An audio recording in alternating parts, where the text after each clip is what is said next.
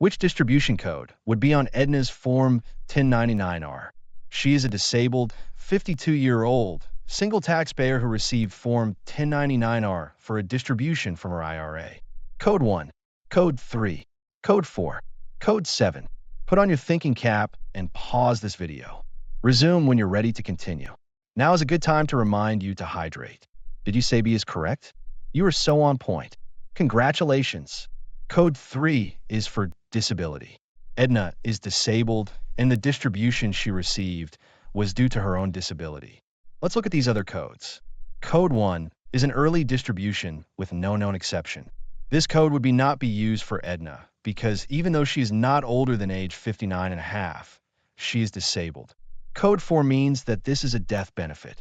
Edna received a distribution from an IRA due to her own disability, not the death of another person. Code 7 is a normal distribution. This is not a normal distribution for Edna since it was due to disability. Thanks for playing along. Now let's look at IRA distributions. Remember from earlier in the chapter that there are 3 types of IRA contributions. Before we talk about distributions, remind me what those 3 types of IRA contributions are. I'll wait a minute while you think. Okay, I'm impatient. The 3 types are traditional, Roth, and non-deductible contributions. Are all IRA distributions reported on Form 1099-R? Yes, all IRA distributions are reported on Form 1099-R. There's a checkbox next to Box 7 that signifies if the distribution is from an IRA, SEP, or simple account. Qualified distributions from Roth IRAs are exempt from tax. What is a qualified Roth distribution? A qualified Roth distribution is one that is taken after the end of the 5-year period that began January 1st of the tax year, for which the account was set up. It must be made after the account owner has died, becomes disabled, or reaches age 59 and a half, or it is used to buy, build, or rebuild the taxpayer's first home. What happens if the Roth IRA distribution does not meet these requirements and is a non-qualified distribution? The taxpayer must complete Part 3 of Form 8606 to determine the taxable amount of the Roth IRA distribution. Can this wording, tax-free, be correct? Can all the growth from a Roth IRA be tax-free? It does seem too good to be true, but if it meets these requirements, it is a qualified distribution and it is tax-free. They already paid tax on the initial amount contributed, so all the growth becomes tax-free. Do you think this would benefit the taxpayer? Of course, that was a silly question. But the point is, as a tax preparer, sharing this type of knowledge is very beneficial to the taxpayer when they're making decisions on whether to make a traditional IRA contribution or a Roth IRA contribution. Sometimes the taxpayer may only be interested in increasing their refund for the year and want to make a traditional IRA contribution. A good tax preparer will also inform the taxpayer about the long-term benefits of making a Roth IRA contribution instead. This quote has been attributed to Benjamin Franklin. For our conversation, think of those initial IRA contributions. Hopefully, the initial investment increases and makes more money. This is what is referred to as growth on the screen. Sometimes it is nice to imagine those IRA contributions are under an umbrella of protection. This umbrella of protection allows the growth from all of these IRAs to grow sheltered. They either grow tax-deferred, not being taxed until they are distributed, or grow tax-free, meaning they are not taxed even when distributed. Which type of IRA contributions grow tax-deferred? Earnings on traditional IRA contributions and non-deductible contributions grow tax-deferred. Which type of IRA contributions could grow tax-free? Roth IRA contributions, if they have qualified distributions. Now, let's take a look at that simplified method example. This example is not in your participant's guide. Zaidi Kato was born on August 15, 1958. He started receiving his monthly retirement payments on June 1, 2024. He was 65 years old at the time the payments began and turned 66 on August 15, 2025. What is some of the critical information you notice on his Form 1099-R? Yes, let this information flow through you, young Jedi. Box 1 and Box 2A are different. Box 2A is blank. Box 2B has a check mark that the taxable amount is not determined. Box 9B shows his total employee contributions.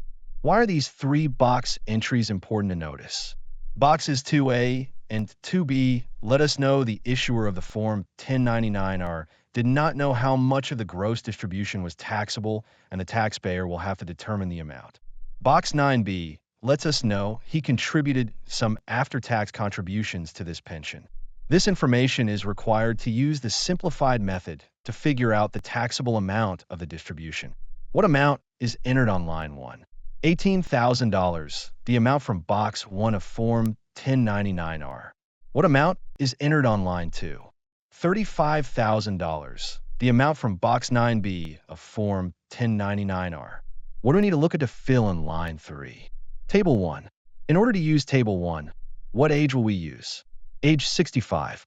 ZD was age 65 on June 1st, 2024, when the payments first started.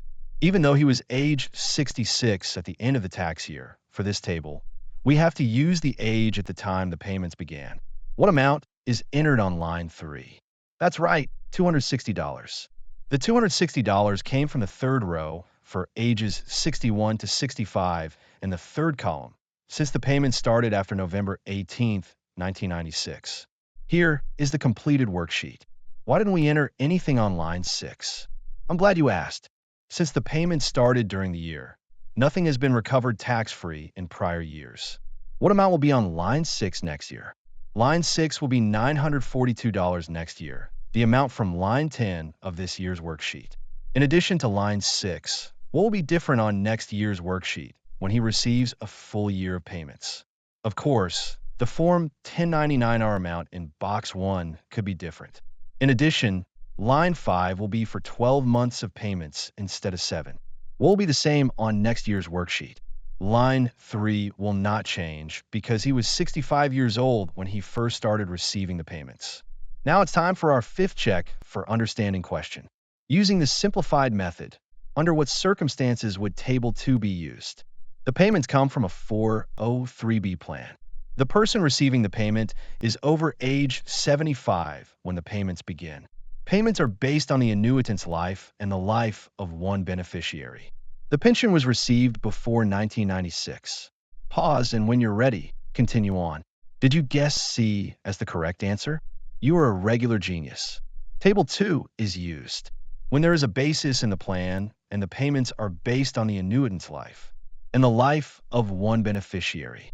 Table 1 is used when there is no beneficiary. Let's look at these other responses to see why they are not correct. A is incorrect. While the simplified method is used to compute the taxable portion of payments from a 403B plan, the table that is used doesn't depend on the type of plan. B is incorrect because the simplified method does require that there must be fewer than 5 years of guaranteed payments for a taxpayer age 75 or older, but either Table 1 or Table 2 may be used. D is incorrect because pensions that started before July 1st, 1986 must use the general rule to compute the taxable portion of the payments. Give yourself a high five. Next, we'll talk about early distributions.